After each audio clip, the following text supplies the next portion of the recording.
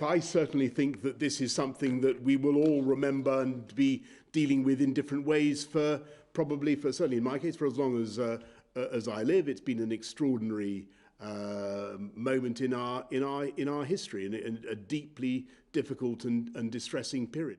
The single biggest false assumption that we made was about the potential for asymptomatic transmission, and that did govern a lot of policy in the early days, or that misunderstanding about the reality of asymptomatic transmission certainly led to real problems that we then really had to work very, very hard to make up ground. But we've been learning the whole time, and we're continuing to learn.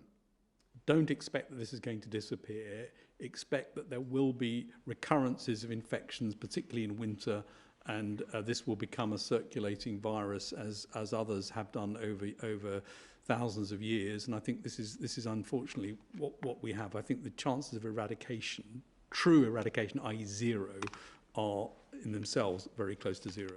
Much of what's happened in lockdown has the risk of making people who are on the borderlines of deprivation in more difficult economic and other circumstances. And we all know that has a massive impact on long-term health implications. So that could have really quite a long-term implications, again, if we don't take it seriously. I suppose the final point I'd make is that COVID has shone a light into areas of healthcare.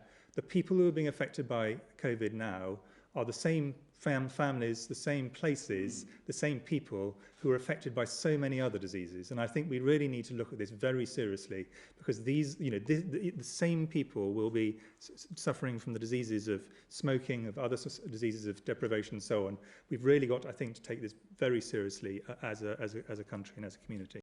We're all fighting the same pandemic across the whole of the European continent, and indeed around much of the world. And vaccines are an international operation. They're produced by collaboration between great international scientists. It's a fantastic thing to see how they've been developed, and we'll continue to work with European partners to deliver the vaccine rollout. All I can say is that we in this country don't believe in blockades of any kind of vaccines or vaccine material.